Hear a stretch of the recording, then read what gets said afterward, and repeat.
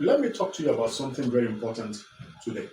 I'll be talking to you about packaging of food for export to the USA and Canada. So, you want to package food to export and sell, especially in commercial quantity. Once you want to do that, you have to be very careful. You know the reason? The reason is because we don't want you to lose money. At Multiple Export Business Academy, we take our time painstakingly to ensure that you don't lose money, okay? Because if you lose the money doesn't come to us, right? So we would always tell you what is right to do so that you can do them, so that it becomes profitable to you.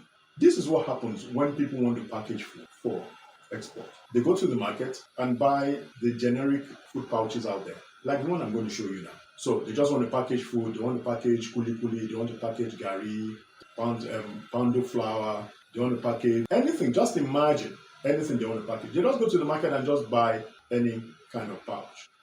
Right. You must be very careful because every kind of packaging material do not suit every kind of product.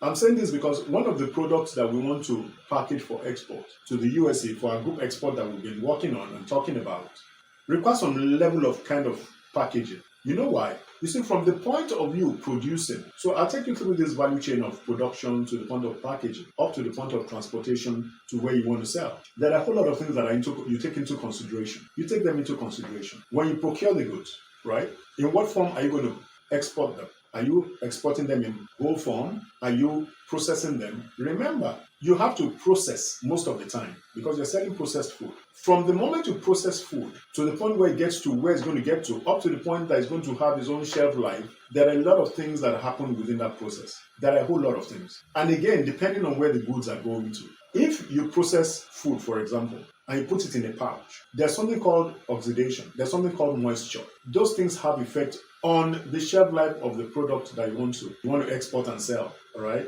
in commercial quantity. I keep talking about commercial quantity. It's different from when you're selling or sending to your brother, maybe doing personal shopping. That's not what I'm talking about. Because you want to export, you want to warehouse the product, you expect that the product should be able to last for 2 years, all right? Remember again that this product is going to be traveling by sea. So environmental factors happen to all of these things. So you have to be very careful when it comes to picking the material that you're going to use for your packaging. I give you a very funny example. I mean, this is just a very funny example.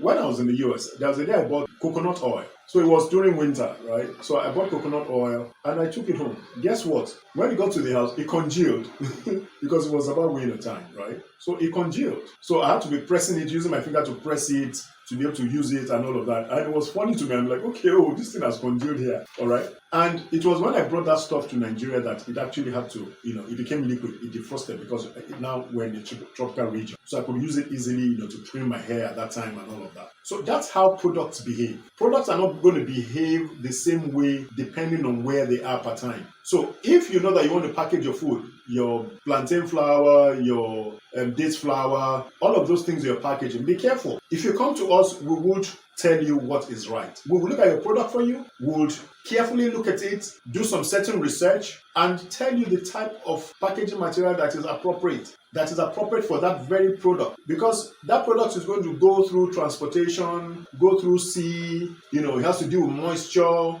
it has to do with heat in the container, and a whole lot of things. And by the time it gets to the destination, a whole lot of things could have happened. And once there is any sign of contamination in the products you're bringing to the USA or Canada, those products are not going to go in because they're going to stop them at the border. When they do the inspection and realize that they have molds, all right, and some other contaminants, you will not get your products into those countries. And what happens? You lose money. So if you're planning to do packaging of your product, come to us. We will give you the right advice. We are very meticulous about the things that we do. It's not just about your money, it's about the fact that we don't want you to lose money. So feel free to reach out to us anytime you have a product, discuss it with us. Let us look at it for you understand, so that you're able to save your money from the country where you're in before you move that product, so that you can save money. We look forward to seeing you. Thank you.